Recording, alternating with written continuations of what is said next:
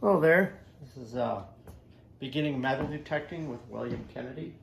I have a few examples of detectors here. Some are very old, some are quite new. Starting with this one, this is a Garrett. This is probably from the 90s. This is kind of what I used way back in the day. Actually, it was a TR machine, but this was the next level here. This one was the predecessor before the Ace series, like the Ace 150. This is a VLF TR, or not a TR, it was a beginning one. As you can see, there's no gauge on this. There's no VDI.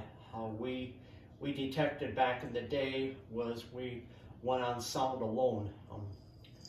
This detector is it's powered by 3 9-volt batteries, and it was a little heavy for its time.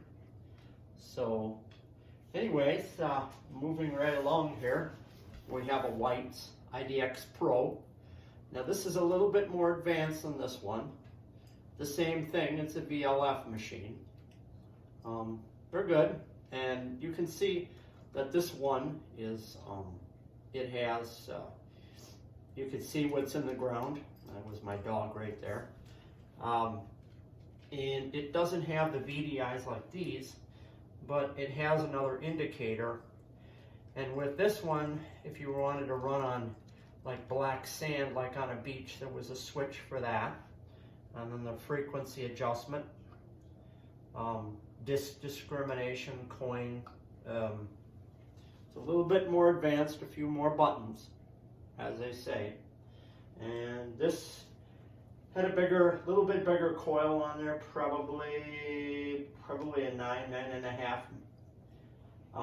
A little bit bigger than the Garrett with the smaller coil. That was probably about a 7.5. And as we move along, we have an AT Pro here, which I have covered with a cover. It just kind of keeps the detector clean. This is a VLF machine, and this is the predecessor before the AT Max. I mean, they're both out now, and they date back early 2000s. As you can see, this one has a rubber grip on there, where the earlier ones, early 2000s, had the foam grip. And they just put this on here. It does have a pinpoint trigger like this one. The pinpoint trigger is underneath here to pinpoint your targets. Now, like this one did not have that, could not pinpoint that. And anyways, it was, you couldn't keep your coil over it.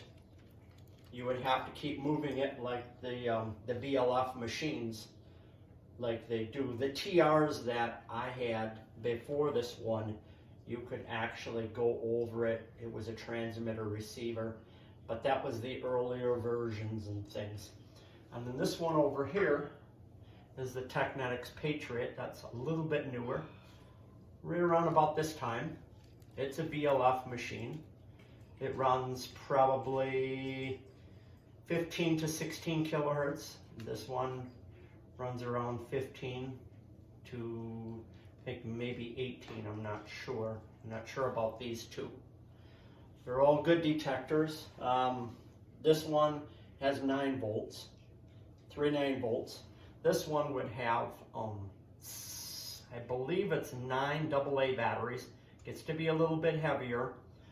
These two aren't bad. This one's a little bit forward heavy because the batteries are put in the inside. It is a waterproof machine. You can take this down to 10 feet. These other two you can't. Only up to the shaft you can do. The rest of the unit is not waterproof like this one. This one is not waterproof either. That is, I believe, about the same kilohertz as this. These are all used machines. This would price in brand new for about $500, where that might be $499. And these two, you can get these relatively pretty cheap online. You may see these online, like on eBay or something like that. This other one here has got an aftermarket coil on it. Just for, you know, I like to experiment with different aftermarket coils. Some are good, some are bad. It depends. You just have to play with them.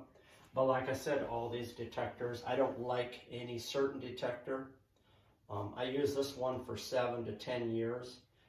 It was a very good detector. There's nothing wrong with it. But like I said, you know, they're all single frequency. And in my next coming videos, I will show you advanced detectors that are multiple frequency detectors where you can adjust them. Now, I know there is multi-frequency detectors out there that you don't have to adjust. It already does it for you. So anyways, hopefully you liked my video. Like and subscribe. You have a good day, okay? Bye.